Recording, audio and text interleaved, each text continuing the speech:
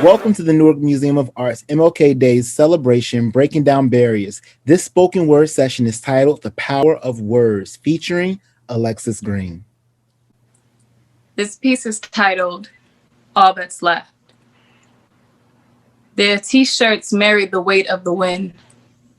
Wedding bells crawl under their feet. Time is mispronouncing I love you again, but somehow their footprints find it funny. Laughter and speed, joy and burning, black and breathing, unions of the unlikely. But American and Confederate flags share the same last name for a reason. There's only so many ways a trail of mustard seeds can lead to nowhere, so let them run. It may be their last time. Wow, that is so nice, Alexis. When you're here to celebrate, we're gathered here to celebrate MLK Day, and in celebrating his legacy, when you think of the legacy of MLK, what's the first thoughts that come to mind? The first thought that comes to mind when I think of MLK and his legacy is audacity. That's the first word that comes to my mind, because you have to think about the time period where the civil rights movement took place. I mean, and really all throughout Black history, it's just there was a norm, right? And somebody and a group of people had the audacity to say, this isn't right, and we're going to do something about it. And so I think that, keeping his legacy alive today means continuing to speak up when you know in your heart of hearts something isn't right. Being able to stand on what you believe and what you value, and doing it not just for yourself, but for your community. Community come together.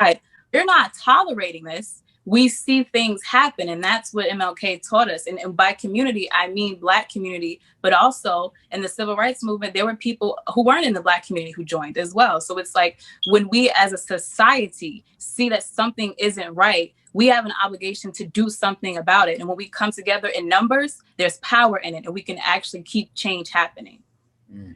I love that. I love that response.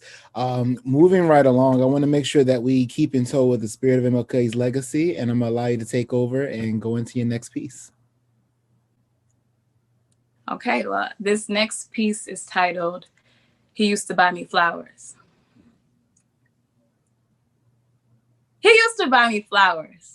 The I was just thinking about you kind, the you still give me butterflies kind, the do you still have a crush on me kind.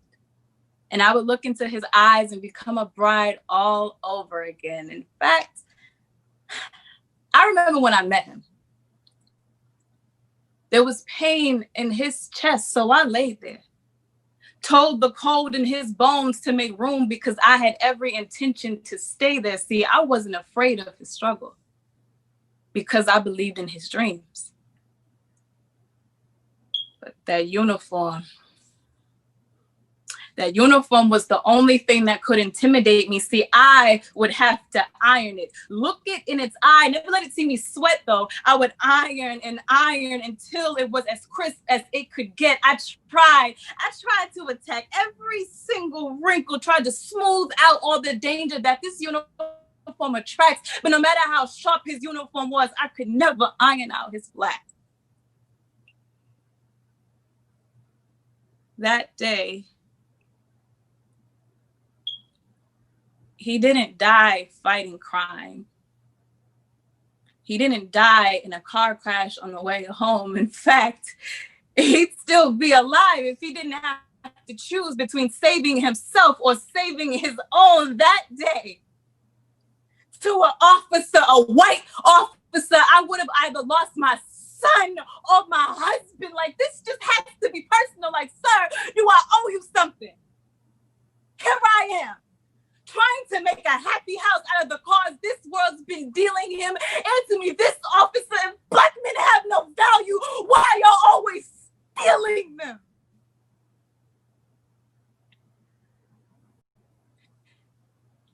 As if we didn't love.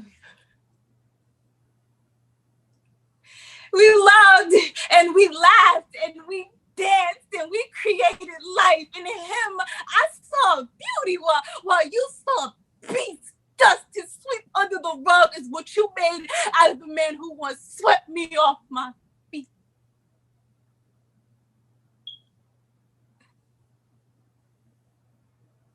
So now I keep him alive in my thoughts. And I think of him every second of every minute of every hour. And now it's my turn to buy him flowers. My husband, too lynched to be law, too field to be freedom, too black to be blue. But his life still mattered. Thank you. Yo, that is so powerful. I'm over here. I'm like, I'm shaking. Woo, that's deep. Speaking of power, this session, that's part of the title of this session. So why do you feel that there is power in words? Where does that power reside in the words? Why are words such a powerful thing from your lens? Words are powerful, and I know that because I'm a Christian, right? And my favorite Bible verse is Proverbs 18:21. Life and death lie within the power of the tongue, and they who love it shall eat the fruit thereof. And so, I mean, really, God just made it that way, right? Like when we look at the stories we share, the things we pass down, the books we read, it's all words. And so all this information that we're obtaining comes from somebody putting it into words, somebody telling these stories, and somebody relating to these stories and feeling what these stories represent. Again, as a Christian, my foundation is my Bible, and I believe in God's words, right? So it's like God purposely put power in words. He purposely gave us a book to use to help our lives, and that's words, and that's power. So when I use my words and the power that I've, been given, I look at myself as a vessel. I just be like, God, all right, what you want me to say today? All right, this is what we're doing. Here we go. That's it. And I can do the best that I can as a vessel, because some of these words are going to reach somebody, even if it's just one person, right? Is there one? And that's really what I do it for. And that's really why I think words are powerful, because I think God's intention was for us to be able to communicate with each other, communicate our ideas and feelings and experiences, so that other people can relate or be brought through something or can empathize with something. And I think words is one of the most powerful ways that we connect as humans. I think you hit it right on the head when you talk about the idea of words and them empowering or carrying within them the strength of feelings, right? And the emotions that are tied to them. Often we think about people who also do daily affirmations, right? Right. Whether they're a believer or non-believer, they're believing in this one instance that this phrase or phrasing that they're saying over themselves is going to be the mood and the energy that they project throughout the day. So I have to co-sign with you're right. No matter where you stand, like words in general do as a whole, we find some comfort in them. When someone tells you they love you, you expect them to mean it, Right. You don't want Or those. even on the negative side, right? Yeah. Like you see a lot of people grow up with self-esteem issues because somebody said they were stupid or they weren't pretty, or, so it's like when you think about these voices that are in our head, good or bad, words really do have power. And I think, with great power, as someone like me who is an orator, comes great responsibility. So it's like words have power either way, positive or negative. It's just our responsibility to be more positive than negative. Oh, I love that. I love that. Well, speaking of being more positive than negative, let's continue this positive stream of thought and the stream of words. And let's go into your next poem. All right. So this last piece is titled Insomnia. They say he dreamt that one day people would be judged by the content of their character and not the color of their skin. That's true. But he also said we will never be satisfied as long as the Negro is the victim of the unspeakable horrors of police brutality. He said this over 50 years ago. But I guess the more things change, the more they stay the same. I'm not saying that all police officers are bad. Just those of you who've been pulling out your guns, like writing utensils as you authorize bullets with your signatures on the backs of them to the backs of little black boys. Like black boy ain't got no story. Black girl ain't got no story. Black boy ain't got no story. Yet you skim through him like his life was a book you got tired of reading. It must be nice. You get paid to protect us, and yet you're the ones we need protection from. So yeah, I wish I did my job incorrectly and still got paid. But officer, please don't tell me that you're Jewish. Because if I remember correctly, there was a point in time where your people were held at the mercy of another man's fingertips as he decided whether or not he felt like getting blood on his shoes today. Oh, but if you forgot, I'm not surprised. Because you live in great old America, you know, or the land of the free and the home of the hypocrites. But I guess I've seen some progress. I was downtown North when I saw a white man holding up a sign that said Black Lives Matter. You know, hashtag Black Lives Matter, hashtag Black Lives Matter, hashtag Black Lives Matter, hashtag Black Lives Matter, hashtag all lives matter. But did all lives matter before or after Michael Brown was shot dead while unarmed? Did all lives matter before or after Eric? Matter of fact, were you using your last breath to say so when Eric Garner was using his to say, I can't breathe? Did all lives matter? Before or after Sean Bell was shot the night before his wedding and his bride-to-be? Dreading the sound of her heels clicking, for they sounded like nails being hammered into a coffin, had to walk towards the altar to see her mister turned into her dearly departed. She had to walk down the aisle to see the man she loved dead before she had a chance to say, till death do us part, did all lives matter? Before or after justice started dying in the comfort of courtrooms, where witness stands are deathbeds and jurors are gods of bias, where the closer the victim's skin comes to matching the mahogany, the closer the victim's justice comes to being buried in it, did all lives matter? No? Well, then I guess all lives matter only after the case is closed.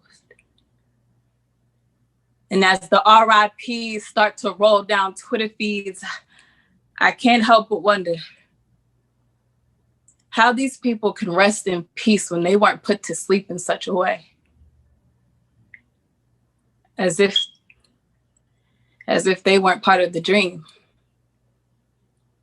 Dr. King's dream was simply for humanity to start being humane. We've been waiting over 50 years.